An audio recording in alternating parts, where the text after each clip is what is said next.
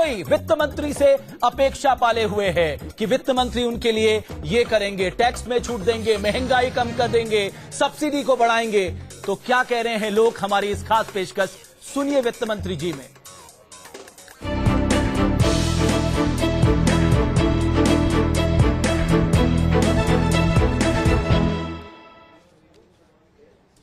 तो आइए सबसे पहले हम आपको बता दें कि बजट पे हमारे साथ आज जो दो एक्सपर्ट स्टूडियो में मौजूद हैं, प्रोफेसर प्रवीण झा, आप इकोनॉमिस्ट हैं, और मेरे साथ डॉक्टर एसपी शर्मा साहब, चीफ इकोनॉमिस्ट।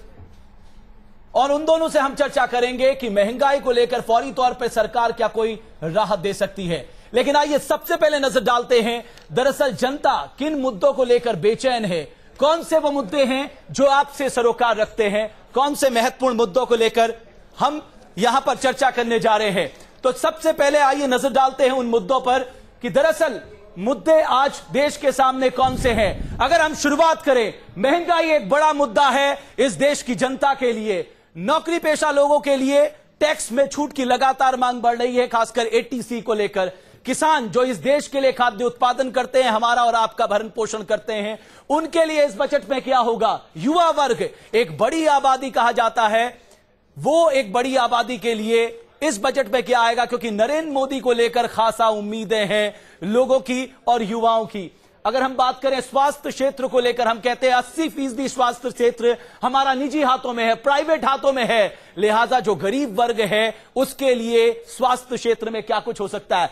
शिक्षा के क्षेत्र में किस तरह के बदलाव सरकार कर सकती है, खासकर प्राथमिक शिक्षा, माध्यमिक शिक्षा, उच्च शिक्षा।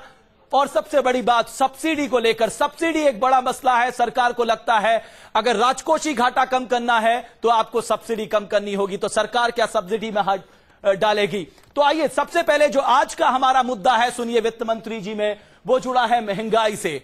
और हमने इस बजट को दरअसल 3 भागों में बांटा है, और वो है समस्या, समाधान और उम्मीद। आइए तो सबसे पहले नजर डालते हैं, दरअसल बजट के मामले में जब हम समस्या की बात करते हैं और वो भी महंगाई को लेकर, तो ये समस्या महंगाई के साथ है क्यों, आखिर सरकारें समस्याएं से निजात क्यों नहीं लोगों को दिला पा रही हैं, ये अपने आप में एक बड़ा सवाल है। अगर हम बात करें अनाज, सब्जी, दूध, खाद्यान्न उत्पादन, खाद्यान्न बर्बादी, ये सारे ऐसे मुद्दे हैं जिसपे सरकार को फैसले करने, निर्णय लेना है। अगर आप अनाज की बात कर ले, अगर अनाज की बात पे हम नजर डालें, तो एक तरह से जो नजर में आ रहा है वो सबसे बड़ी बात यह है कि बर्बादी, 50,000 करोड़ की जो बर्बादी है वो कहीं ना कहीं नुकसान दे रही है। अगर इस बर्बादी को बचा लिया जाए तो शायद कुछ हद तक महंगाई पे काबू पाया जा सकता है। तो सबसे पहले नजर डालते हैं कि आम आदमी की कमर कैसे तोड़ दी है इस महंगाई ने। वित्त मंत्री अरुण जेटली अपना और अपनी सरकार का पहला आम बजट पेश करने जा रहे हैं। ये बजट बेहद खास है क्योंकि ये उम्मीदों का बजट है। वित्त मंत्री को अपने बजट से लोगों की आस पूरी करनी है, लोगों को एहसास दिलाना है कि उनकी जेब में जितने पैसे हैं वो नाकाफी नहीं। महंगाई पिछले लंबे समय से लोगों को रुला रही है। राशन से लेकर सब्जियों और दूध तक के दाम ने लोगों की जेब जमकर खाली करवाई। लंबे समय से बेलगाम होती खाद्य महंगाई ने हमारी बचत के पैसों पर जमकर डाका डाला है। नई सरकार से उम्मीदें पुरानी है और कुंजी है वित्त मंत्री के हाथ में। पिछली सरकार जो हम लोग महंगाई दे के गई है उसका तो खामियाजा सबको भुगतना ही है, थोड़ा बहुत तो हाँ तो थोड़ा बहुत भुगतना ही है। तो अब धीरे धीरे आ जाएगी, गाड़ी जो है पटरी पे आएगी धीरे धीरे। डेफिनेटली अगर हमने कुछ उम्मीदों से बनाया है तो जरूर कुछ ना कुछ इम्प्रूवमेंट दिखाई पड़ेगा, ऐसा मुझे विश्वास है। महंगाई पर लगाम नहीं लगाने का नतीजा पिछली सरकार भुगत चुकी है। जाहिर है नई सरकार के लिए ये सबक है। ऊपर से मानसून की भविष्यवाणी तैयारियों को दुरुस्त करने का संकेत दे रही है। प्रधानमंत्री भी सतर्क है, मंत्रियों पर भी दबाव है, मगर इस महंगाई का क्या करें जो कम होने का नाम ही नहीं लेती। कोई भी चीज सस्ती नहीं है। बाहर 40-50 में बेल पत्थर मिल रही है, यहाँ पे 55 रुपए किलो है। बाहर 200 रुपए किलो सेब है, यहाँ 235 रुपए किलो। सारी चीज महंगी है। सही गवर्नमेंट को काम करना है तो बजाय इसके कि सामान खरीद के या इधर उधर रखने से, दिल्ली में ये नहीं चलेगा। मेरे समझ से हर मोहल्ले में जैसे अगर बुध बाजार लग सकता है तो गवर्नमेंट को यहाँ पे भी अच्छा एक प्रॉपर बाजार लगाना चाहिए। अपना कार्यभार संभालने के साथ ही वित्त मंत्री ने देश को भरोसा दिलाया कि महंगाई को काबू में लाना उनकी सबसे बड़ी प्राथमिकता है, लेकिन ये काम इतना आसान भी नहीं रहने वाला। वाराणसी से शरद सेठ के साथ टीम न्यूज नेशन। सवाल यह है, जब हम अनाज की बात करते हैं तो सबसे जरूरी है चावल। देश में सबसे ज्यादा खपत है चावल की, उसके बाद गेहूं की यानी कि आटे की। इसके दाम भी लगातार बढ़ रहे हैं। अगर हम आपको दिखाने की कोशिश करें चावल के लिहाज से क्या महत्वपूर्ण है, तो चावल के अप्रैल और अगर हम जून के दामों को कंपेयर करें, औसतन आप देखेंगे ये दाम बढ़ते जा रहे हैं। 27 रुपए किलो, 29 रुपए किलो, यानी एक महीने पहले और एक महीने बाद में 2 रुपए का अंतर यहां पर आ रहा है। यही बात अगर हम आटे की बात कर ले, जो बेहद जरूरी है आम आदमी के लिहाज से, उस लिहाज से देखें 20 रुपए किलो जो अप्रैल में था, जून में आके वो 21 रुपए किलो तक पहुंच गया है। और आगे आने वाले समय में कहा यह जा रहा है अगर मिनिमम सपोर्ट प्राइस में बढ़ोतरी होती है तो ये बढ़ सकता है। अगर हम बात करें सब्जियों की, जहां सबसे ज्यादा मार पड़ रही है, लोगों को सबसे ज्यादा मुश्किल का सामना करना पड़ रहा है, आपके बजट को सब्जियां कहीं ना कहीं गड़बड़ा रही है। आलू की हम बात करें, अगर हम बात करें अप्रैल में आलू का क्या हाल रहा, 14 रुपए किलो। अगर आज आप बाजार में चले जाएं 20 रुपए किलो के आसपास आलू हो गए हैं। आम आदमी की जेब में लगातार दबाव बढ़ता जा रहा है। और अगर हम प्याज की बात करें, प्याज 14 से लेके 20 से 25 रुपए किलो आज बाजार में मिल रहा है। आप दूध की कीमत अगर उठा के देख लीजिए, जो कम से कम कहें कि बहुत जरूरी है बच्चों के लिहाज से, वो दूध की कीमतें भी लगातार बढ़ रही हैं। अप्रैल और जून के मुकाबले देखें 36 रुपए किलो से 38 रुपए किलो तक दूध पहुंच चुका है। यानी आम आदमी के लिए महंगाई लगातार मुश्किल बढ़ा रही है। अब सवाल यह है कि इस देश में खाद्यान्न उत्पादन के लिहाज से हम देखें 2012-13 में 26 करोड़ 43 लाख 80 हजार टन खाद्यान्न का उत्पादन हुआ है। यानी हमारी जरूरत के हिसाब से ज्यादा हमारे बफर स्टॉक पे खाद्यान्न पड़ा है। लेकिन जो सबसे बड़ा मुद्दा इस देश में है वो है खाद्यान्न बर्बादी को लेकर। खाद्यान्न बर्बादी एक बड़ा मुद्दा है। ये उत्पादन के आंकड़े आपके सामने हैं, लेकिन अगर हम बर्बादी की बात करें, 1,94,000 मेट्रिक टन में से 1,63,576 मेट्रिक टन चावल सालाना बर्बाद हो जाता है। 26,543 मेट्रिक टन गेहूं बर्बाद हो जाता है। आप सोचिए, सरकार अगर इस बर्बादी को रोक ले तो शायद सरकार महंगाई पे लगाम लगा सकती है, लेकिन उसके लिए चाहिए कोल्ड चेन, उसके लिए चाहिए स्टोरेज, उसके लिए चाहिए वेयरहाउस। सवाल यह है सरकार इस पे खर्च कब बढ़ाएगी। तो ये मुद्दे आपके सामने हैं। महंगाई का एक और तगड़ा झटका लगा है, और वो तगड़ा झटका लगा है पेट्रोल और डीजल के दामों को लेकर। पेट्रोल के दाम को सरकार पहले ही बाजार के हवाले कर चुकी है, लेकिन डीजल के दाम, पेट्रोल में 1 रुपए 69 पैसा तो डीजल में 50 पैसा सरकार ने बढ़ा दिया है। एक और बोझ, महंगाई का झटका आम जनता के लिए। एक सप्ताह पहले रेल किराए में इजाफा करने वाली मोदी सरकार ने आम आदमी की जेब और ढीली कर दी है। इस बार महंगाई की मार पेट्रोल और डीजल पर पड़ी है। पेट्रोल की कीमतों में 1 रुपए 69 पैसे की बढ़ोतरी कर दी गई है, जबकि डीजल के दाम 50 पैसे प्रति लीटर बढ़ा दिए गए हैं। पेट्रोल और डीजल में हुए इजाफे के कारण आम आदमी सरकार को कोसने लगा है। पब्लिक का घाटा हो रहा है, पब्लिक को तकलीफ हो रही है इसके कारण, और दिन ब दिन ऐसा बढ़ता जाएगा तो व्हीकल छोड़ के साइकिल पे आना पड़ेगा। गवर्नमेंट जो आई उसने क्या बोला था, अच्छे दिन आएंगे, अभी तक अच्छे दिन आए ही नहीं। अभी 1 महीना हो रहा गवर्नमेंट आई, और वो तो बोल रहे थे, गवर्नमेंट तो बोल रही थी क्या 8 दिन में अच्छे दिन आएंगे। तुम पेट्रोल का प्राइस बढ़ेगा तो हर चीज का प्राइस बढ़ेगा, चाहे वो खाने पीने का सामान हो, चाहे जो भी एसेंशियल कमोडिटीज है, सबका दाम बढ़ेगा। दिल्ली में पेट्रोल अब 73 रुपए 25 पैसे प्रति लीटर मिलेगा, तो कोलकाता में 81 रुपए 11 पैसे। मुंबई की पेट्रोल की कीमत 81 रुपए 85 पैसे प्रति लीटर के हिसाब से पहुंच गई है, जबकि चेन्नई में भी 1 लीटर पेट्रोल के लिए 76 रुपए 45 पैसे देने होंगे। वहीं डीजल में भी 50 पैसे प्रति लीटर की बढ़ोतरी हुई है। दिल्ली में 1 लीटर डीजल 57 रुपए 78 पैसे का मिलेगा, तो कोलकाता में 62 रुपए 47 पैसे में। मुंबई में 66 रुपए 34 पैसे के हिसाब से डीजल मिलेगा, तो चेन्नई में 61 रुपए 62 पैसे। महंगाई के इस झटके ने विरोधियों को मोदी सरकार पर हमलावर होने का मौका दे दिया है, और इसी बहाने अच्छे दिन के नारे पर फप्तियां कस रहे हैं। जब ये लोग विपक्ष में थे तो ये कहते थे कि यूपीए की नीतियों के कारण गृहिणियों के आंसू बह रहे हैं, इनकी नीतियों के कारण तो गृहिणियों के भी आंसू बहने शुरू हो गए हैं, और अगर इसी तरह से चलता रहा तो आम आदमी का आने वाले कुछ महीनों में तो कचूमर निकल जाएगा। वहीं केंद्र सरकार की दलील है कि इराक में जारी तेल संकट की वजह से कच्चे तेल के दाम बढ़ गए हैं, जिसका असर पेट्रोल और डीजल की कीमतों में देखने को मिल रहा है। इसके अलावा दलील ये भी है कि रुपए की कमजोर स्थिति ने तेल कंपनियों का घाटा बढ़ा दिया है। आज लगभग 25% ईंधन जो हम खपत करते हैं उसका आयात इराक से होता है और इराक की अस्थिरता ने कुछ ऐसी स्थिति उत्पन्न कर दी है कि जिसमें संभावित रूप से तेल के खपत और तेल के आयात में कमी आ सकती है। तो मैं समझता हूं कि इस दृष्टिकोण से भी ये बढ़ोतरी की गई है, लेकिन मुझे विश्वास है कि आगामी बजट में इस पर रोक लगाने की कार्रवाई जरूर की जाएगी। बजट पेश होने में अभी एक हफ्ते से ज्यादा का वक्त बाकी है, लेकिन मोदी सरकार जिस तरह से जनता को एक एक कर महंगाई के झटके दिए जा रही है, आम आदमी इसे अच्छे दिन नहीं, महंगे दिन की शुरुआत बताने लगा है। जैसे ही लोगों को ये बात पता चली कि तेल की कीमतें आज रात से बढ़ जाएंगी, तो उसके बाद लाइन लगना शुरू हो गया। लेकिन यहाँ लोगों के जहन में एक सवाल ये भी है कि क्या यही वो अच्छे दिन थे जिनकी बात हमेशा से की जाती रही है। वीडियो जर्नलिस्ट मुकेश झा के साथ पुलकित नागर, न्यूज नेशन, दिल्ली। तो महंगाई को लेकर सरकार के पास कोई रामबाण तो नहीं दिखाई देता, लेकिन सरकार का कहना है कि वो प्रोएक्टिव अप्रोच अपना रही है। लेकिन इससे ज्यादा नरेंद्र मोदी ग्रोथ पे ध्यान देंगे, महंगाई पे ध्यान देंगे। उन्होंने शुरुआत में ही साफ कर दिया है कि उनकी नजर ग्रोथ पे होगी। ग्रोथ बढ़ेगी तो रोजगार बढ़ेगा, आपके पास ज्यादा पैसा आएगा। लेकिन समाधान क्या है? ऐसा नहीं कि सरकार को समाधान के बारे में मालूम नहीं है। अगर समाधान के बारे में हम चर्चा करें, उत्पादन यानी उत्पादन कैसे बढ़ाया जाए, भंडारण की समस्या जो है इस देश में, जब 50,000 करोड़ का सालाना नुकसान हो जाता है तो क्यों नहीं भंडारण की क्षमता बढ़ाई जाती। अगर हम पीडीएस की बात करें, 51% काले बाजार में बिक जाता है। नॉर्थ ईस्ट की बात करें, 90 से 100% काले बाजार में बिक जाता है। क्यों नहीं हम अपनी सार्वजनिक वितरण प्रणाली को दुरुस्त कर सकते हैं।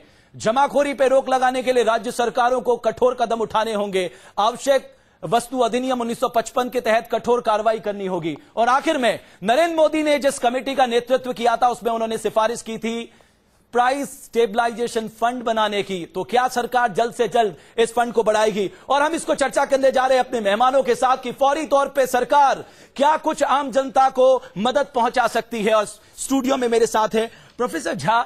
आज सबसे बड़ा सवाल जो आम जनता जानना चाहती है, और आप बता सकते हैं, फौरी तौर पे जनता को राहत पहुंचा सकती है सरकार? देखिए, एक कदम जो है जिससे काफी फायदा हो सकता है वो है होर्डिंग, यानी कि जो काला बाजारी जिसको कहते हैं, उसको कैसे नियंत्रण में रखा जाए।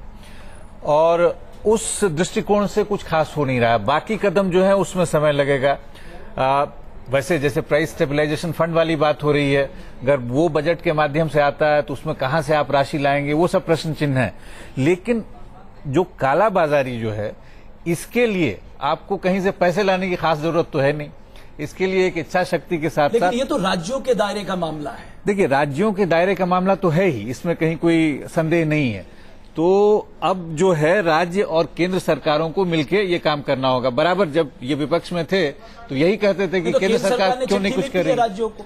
यही चीज यूपीए सरकार के समय में हुई थी, उन्होंने भी चिट्ठी लिख दी थी। तब बराबर आरोप लगाया जाता था। तो इन चिट्ठियों से राहत मिलेगी नहीं, कोई राहत नहीं मिलना। तो जो आप प्रश्न पूछ रहे हैं कि फौरी तौर पे क्या कोई कदम लिया जा सकता है, कदम यही हो सकता है फौरी तौर पे। और उसमें जो है एक कमजोर इच्छा शक्ति पहले भी थी, अभी भी है। ओके, डॉक्टर एसपी शर्मा, सवाल इस बात का है कि जो आम आदमी को सबसे ज्यादा किसने परेशान किया? सब्जियां, अनाज और प्रोटीन रिच आइटम्स। इस पे आप किस तरह से लगाम लगा सकते हैं ताकि लोगों को कम से कम राहत मिल सके?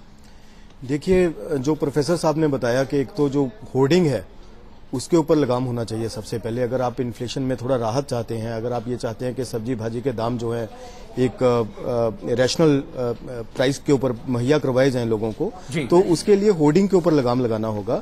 लेकिन इसके साथ मैं एक और बहुत इंपॉर्टेंट चीज ऐड करना चाहता हूं कि जो वेस्टेज है, जो आपने अभी अपने आंकड़े में भी बताया कि इतना अनाज वेस्ट हो जाता है, जो 25 से 30% का टोटल फूड प्रोडक्शन का हमारा वेस्टेज पाया जाता है, अगर उसमें से हम 10-15% भी मिनिमाइज कर देते हैं तो इन्फ्लेशन के ऊपर, फूड प्राइसेस के ऊपर काफी लगाम लग सकता है। लेकिन इसके लिए आपको कोल्ड चेन बनानी होगी, वेयर हाउस बनाने होंगे, आपको डिसेंट्रलाइज करना होगा अपनी भंडारण क्षमता। बिल्कुल, उनको डिसेंट्रलाइज करना होगा। और ये जो तरक्की है ये हमें तहसील लेवल पे करनी होगी, कोई डिस्ट्रिक्ट लेवल पे नहीं या कोई दिल्ली या मुंबई में नहीं, ये हमको तहसील लेवल पे जाना होगा। वहां पे इनके कोल्ड स्टोरेज बनाने होंगे जो कि किसानों के पास हों, जिनको उनमें रखने की क्षमता किसानों में हो और उनका जो लिंकेज जो है, जो रूरल रोड्स का लिंकेज उन कोल्ड स्टोरेज की तरफ जाता हो। और इसके लिए मैं सबसे ज्यादा जरूरी समझता हूं कि इसमें पब्लिक इन्वेस्टमेंट्स होने चाहिए। सबसे पहले जो पब्लिक इन्वेस्टमेंट्स हैं, क्योंकि एग्रीकल्चर सेक्टर में जो भी इन्वेस्टमेंट्स है पीछे देखा गया है, जो पहले 18-20% जो टोटल ग्रॉस कैपिटल फॉर्मेशन का होता था,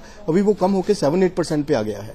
तो जब तक एग्रीकल्चर सेक्टर में सरकार की तरफ से इन्वेस्टमेंट नहीं होगी, आपको कृषि पे पर्याप्त ध्यान देना होगा। जी बिल्कुल। इसी संदर्भ में एक बात जो मैं जोड़ना, जो टोटल ग्रॉस कैपिटल फॉर्मेशन का होता था, अभी वो कम होकर 7-8% पे आ गया है। तो जब तक एग्रीकल्चर सेक्टर में सरकार की तरफ से इन्वेस्टमेंट नहीं होगी, आपको कृषि पे पर्याप्त ध्यान देना होगा। जी बिल्कुल। इसी संदर्भ में एक बात जो मैं जोड़ना चाहूँ, जो शर्मा साहब जो कह रहे हैं कि जहां तक प्राइवेट सेक्टर का कोल्ड स्टोरेज या इस सब तरह के जो इन्वेस्टमेंट है उस पे आने में कोई पाबंदी तो है नहीं। बराबर उनसे कहा जा रहा है कि आप आए, इसमें आगे बढ़ के जो भी इन्वेस्ट कर सकते हैं निवेश कर सकते हैं। रिटेल सेक्टर में एफडीआई को अनुमति देंगे तभी वो बैक एंड इंफ्रास्ट्रक्चर में 100% खर्च करेंगे। लेकिन नहीं, देखिए ऐसा है कि उसके अलावा अगर आप जो भी रूरल इंफ्रास्ट्रक्चर है इंक्लूडिंग स्टोरेज में, उसमें आने में कहीं कोई पाबंदी नहीं है और बहुत पहले से कोई पाबंदी नहीं है।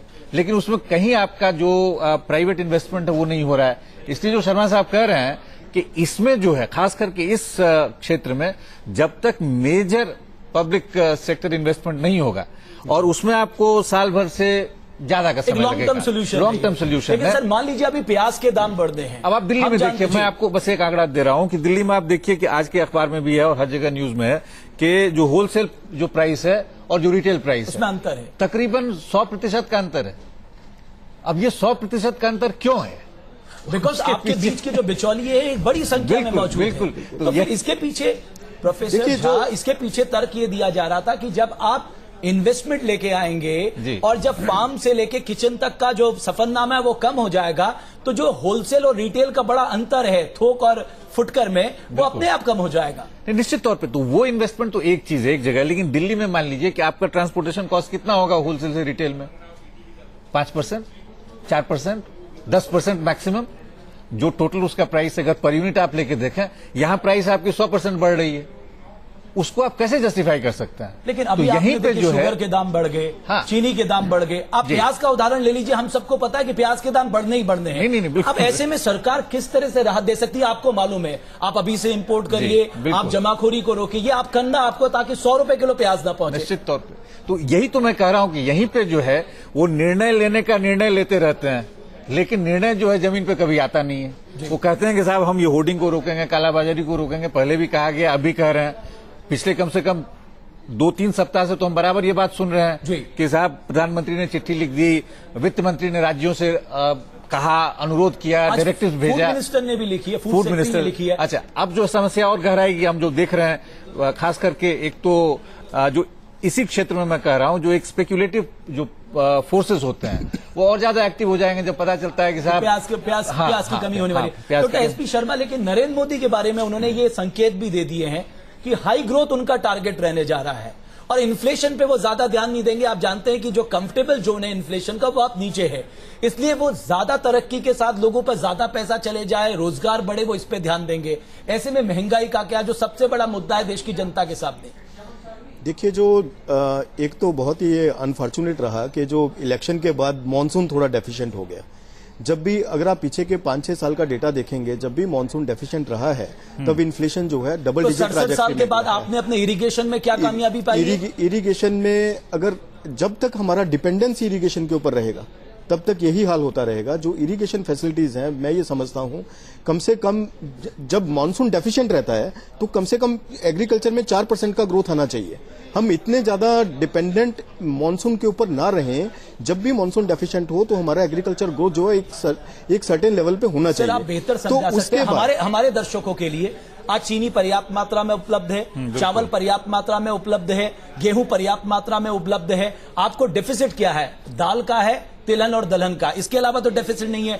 ये 3 भी मार्केट में इनके दाम भी बढ़ रहे हैं। देखिए, इसमें सबसे बड़ी समस्या क्या है कि पीछे के 50 साल से जो हमारा एग्रीकल्चर सेक्टर में रिफॉर्म्स होने चाहिए थे, जो डाइवर्सिफिकेशन होना चाहिए था, वो नहीं हो पाया है। अभी भी हमारा किसान जो है वो चावल और कनक और ऐसी सब चीजें बोता है, जबकि जो ईटिंग पैटर्न है, जो रूरल इनकम के साथ ईटिंग पैटर्न चेंज हो चुका है। जो लोगों का रुझान है वो ज्यादातर पेरिशेबल्स की तरफ हो चुका है। अब लोग जो हाई प्रोटीन आइटम्स को पसंद करने लगे हैं, लेकिन उसमें जो ज्यादातर पैदावार हो रहा है, जो आप बफर स्टॉक की बात कर रहे हैं, वो ज्यादातर गेहूं और चावल में है।